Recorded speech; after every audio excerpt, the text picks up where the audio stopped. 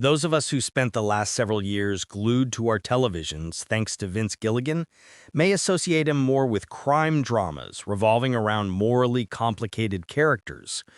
But the creator of Breaking Bad and Better Call Saul actually got his small screen start in a different genre.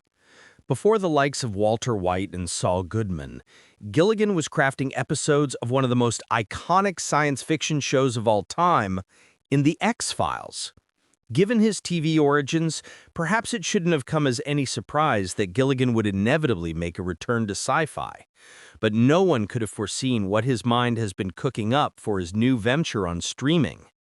With Pluribus, which reunites him with Better Call Saul star Rhea Seehorn, Gilligan not only contributes another sci-fi masterpiece that feels right at home in the Apple TV library, but also delivers a series that manages to be equal parts unnerving, hilarious, heartbreaking, and always unexpected. What is Pluribus about? It's almost impossible to talk about the best aspects of Pluribus without treading into spoiler territory that reviewers have been warned to stay away from, but we'll divulge what's permitted. Carol Sturka is a speculative historical romance author disillusioned with her career, despite penning the wildly successful Winds of Waikaro series, which seems to rival even Outlander in terms of devoted readership. While her audience is clamoring for another Waikaro book, Carol has been secretly kindling the desire to publish in a completely new genre, but beyond feeling stifled on a creative level, one gets the early impression that Carol has long been suppressing some of her deepest truths. Her manager, Helen, is also her partner, although the two haven't gone widely public about their relationship, to fuel the imagination of readers who still believe Carol's swooniest fictional hero, Raban, was inspired by a handsome man. Right as Carol is considering making her riskiest professional move yet, however, the world turns upside down after she and Helen return home from her latest book signing. A strange event occurs that changes every human being, but when a new day dawns, Carol is the odd one out. Somehow immune to the phenomenon that has taken hold of others around the globe, her first instinct is to shut herself away in her Albuquerque home and drink in the hopes that the problem might solve itself. But when said problem physically lands on her own doorstep, Carol realizes that she's going to have to get to the bottom of what's going on, especially if her own survival is at stake. With an unlikely ally named Zosia and a surprising amount of resources at her disposal, Carol sets out in search of answers about what's happening on Earth while inwardly wrestling with the question of whether her own misery is the reason she was somehow spared in the first place.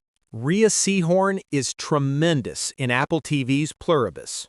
While Gilligan reportedly first envisioned the main character of Pluribus as male, casting Seehorn and restructuring the show around Carol's narrative arc as a consequence turned out to be the best decision he could have made.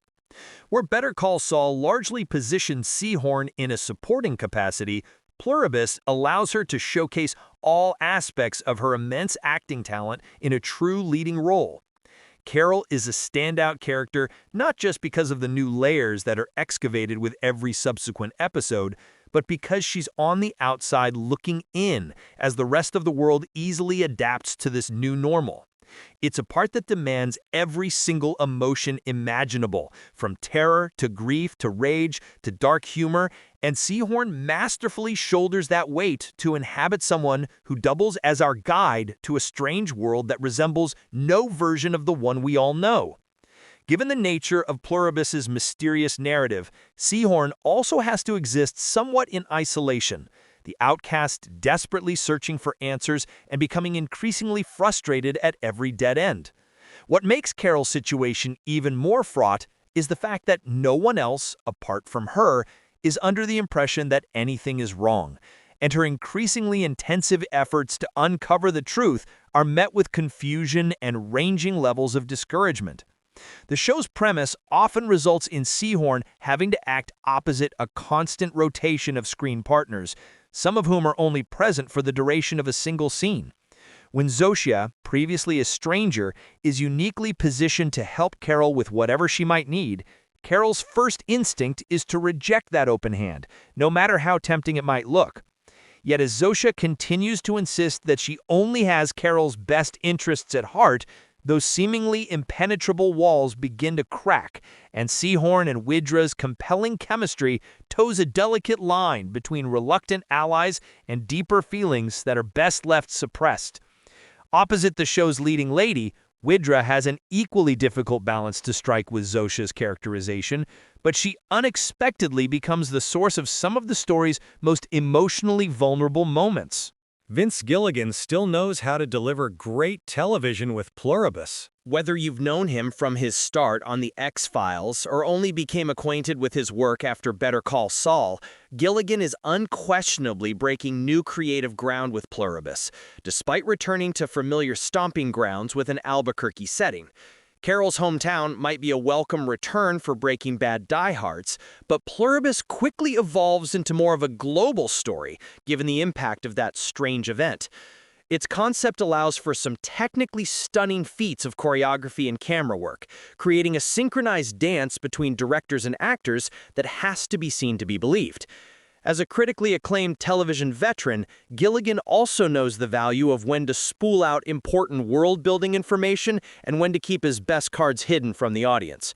This is a show that rewards close observation, but also benefits from rewatching, which unfortunately feels like more of an anomaly in an era where second-screen viewing has increasingly become the norm. While this cerebral Apple TV sci-fi series does tackle similar themes as Severance, wrestling with questions of personal autonomy and consent, as well as grief and depression, it sets itself apart through a broader exploration of humanity and a curiously optimistic core. But just like Severance before it, Pluribus succeeds at being a show unlike any other you've watched before, one that's only improved by going in with very little advanced knowledge. Alongside Gilligan, writers Gordon Smith, Alison Tatlock, Ariel Levine, Vera Blasi, Jen Carroll, and Johnny Gomez have crafted something truly special here, made even better with the assurance that a second season has already been guaranteed. The best surprises are the ones that come out of nowhere, and in that vein, Pluribus could very well be one of 2025's greatest, but it's also proof that Gilligan is only getting better at delivering great television.